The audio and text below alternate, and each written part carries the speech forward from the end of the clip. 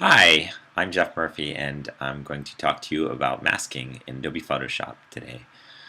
Um, Masking or finding the edge of something while you're making a selection um, has been really hard in the past with very complex things like hair, anything where you have a fine edge. But Photoshop has improved recently so that it makes finding things like hair easier. In fact, you'll find all kinds of tutorials online where the guys at Adobe are taking a model and and showing you ways to select your hair. So, I would watch those. Those are great. I'm going to do sort of the same thing. I'm going to take my model and find her stray hairs. The only difference is that my model is my dog Barley because she's so cute. Okay, so we're going to call this masking fuzzy creatures. Okay? Um, so here we have Barley. Back up here with Command minus. Take a look at Barley. And she's against a fairly complex background. Now, it would have been a smart thing to actually bring her into a studio or set up a gray seamless behind her. But you know what? She's not going to let me do that. I would turn my back and she would eat the gray seamless.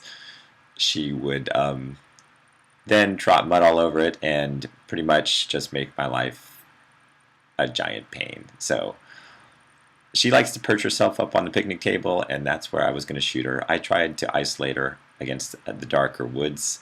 That worked out all right, but not great. So this is more like a real world situation for y'all that have pets and need to try to select them for whatever reason. Anyway, I do a lot of taking pictures of animals. In fact, here's one of my pieces here. At the top is one of my former dogs, Indy. Very sweet Rottweiler Pit Bull mix, heart of gold, and her nemesis, Sir Squirrel. And behind them, the Alhambra in Spain. Okay, so that's the why of why we're going with Barley. Barley will probably end up in something of that sort. Okay, so the way we're going to start this, we're going to take this fourth icon down, the quick selection tool, and we will click on Barley and drag through here. And remember, the default on this tool is already set to that add, so I can just move down, and wow, that did great that time. We're missing a few spots. Sometimes tools surprise me. Still, even after all these years, sometimes I get lucky. Alright, if I need to get rid of this little area here, I hold down the Option key, I see the little minus, and off I go. I can click and drag through there, and that'll disappear. Okay, now, you might be thinking, wow, he's missing all of those hairs. Look at them all. They're not part of the selection. That's okay. Those are what we're going to let Photoshop do. If I did those by hand, I've shown the quick mask in previous tutorials. That would be taking me forever. Oh my goodness, that would, yeah. Okay, so we're not going to do that. What we're going to do is just click this little Refine Edge button right up here. Now, you can also get this here in the Select menu, via your keyboard command, or in your window under Masks. There's an extra step in there when you go through Masks, but I would just say click there. It's easy and it's simple. And you can look at this on overlay so that you can see the background. Remember, the black mask is often translated as red to reflect what's in the background. So I tell my students black equals red equals not selected. All right, black equals red equals not selected. So let's do it on black right now for a second, just so you can see how nasty this edge is. If I was to take this selection and try to use this in a piece, I would have to give myself a triple F or something equally suitable to how lousy it looks. Okay. But we can make this work really well, really quickly. And what we will do, I'm going to go back to the overlay view. I'm going to click this little show radius thing here, and I'm actually going to turn this radius up. And you can see the edge starting to form there. We'll look at it on black here for a second. That you can see that edge really good. Oh, that's kind of cute. See your little ears. Okay. Now the trick with this is I need a radius that's wide enough to get most of her hair. Come on up here, radius. Oops, I somehow turned it back down. Okay, so I want it wide enough to get most of her hair. But there's some tufts that stick out quite a bit. I'm going to draw those in by hand because I don't want it to go too far in or out, or it's going to have a hard time figuring the edge out, and it's going to introduce like what looks like noise. Just trust me on that one. I've seen it a million times. So I'll just have to pick an intermediate value, or I could click the Smart Radius, and that does a pretty good job a lot of times figuring out where that edge is too. So, but there's still areas where the hair is outside my radius, and what would happen with those would be cut off. So all I need to do is add to those areas. Here, let me blow this part up real big, and then of course I'm getting the grabber hand with my space bar, which you'll see me throwing this thing around a lot with my grabber hand.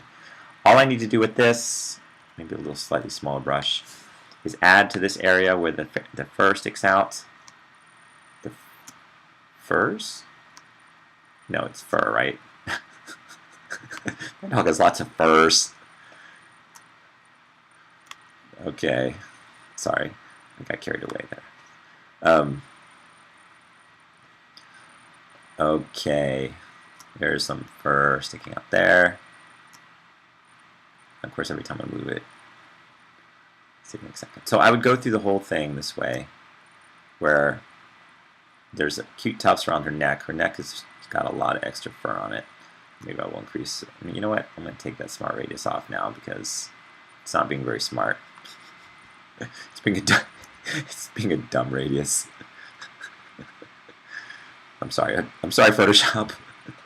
I'm just kidding around. Don't cut off my license or anything. All right. I tend to like to do things by hand better. I don't mind spending an extra 2 minutes doing something visually. I like the paintbrush, and I like my Wacom tablet. So, all right, I think we're set there. Let me back up here. And you can see my radius. I can undo my show radius, and you can see my mask. And I'm thinking it's probably looking pretty good. Let's see it on black so it's nice and graphic. On black. Okay. And we will blow this back up. And that looks really good over here. Now, some areas have a harder edge, and what I might want to do is smooth the whole thing out just a hair. Because whenever you use the Quick Select tool, and this goes also with its companion tool, oh, I can't use it. I can't show you the other tool in there.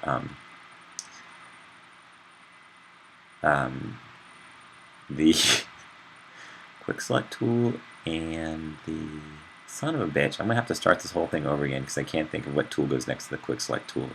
You know what? Screw it. I forgot. All right, just there. I did. I can't remember the stupid tool that goes under that. I've used it 8 million, 100 million, bazillion, gazillion times to select any kind of area that looks, has a solid color. It's gonna kill me. It's gonna kill me that I can't think of it. Not the Quick Selection tool. Magic Wand. The freaking Magic Wand. God, my brain drives me crazy sometimes. Alright. Now I'm totally... Okay, the Magic Wand is also there. I can't remember why I wanted to know that now. I'm going to smooth the edge. Oh, because I was saying you need to smooth the edge if you ever use the Magic Wand or the Quick Select tool. Sorry for that extra minute of me and my brain pain. Alright.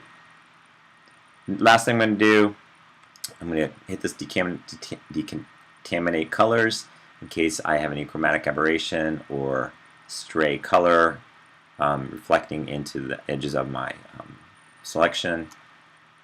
And I'm going to say new layer with layer mask, because that way if I made any errors, or as I like to call them, errors, then I can fix them with my layer mask.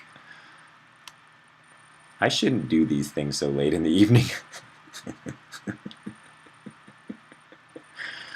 I should cut myself off at 11. Alright. Now, it looks pretty good. Let's go ahead and drop. Let's bring my layers over here. I have this color fill that I was using for background. I'm going to put that under there and turn it on. And turn it up from 0 opacity so we can see my edge. And I can see some areas that it didn't do so well because there was a depth of field issue where this was like out of focus. And that's alright. I have a layer mask. The reason I picked a layer mask, output with layer mask, is so I could go back here and I can enhance them on my own. So I can click the layer mask icon. I can get my brush over here. I can take black to add mask. Remember, black equals red equals mask. Equals not selected, or in this case white, because I actually want to get a little bit of this fur back. So I can pick out white, and the beautiful thing, oopsie daisy, hit the X to switch back to black from white. The beautiful thing about the layer mask is it'll be saved with my PSD file, and that will be set. Alright, Barley, we're going to put you to bed, buddy. She's actually right here by my side, sleeping already. Lucky dog. Okay, that's all. Bye-bye.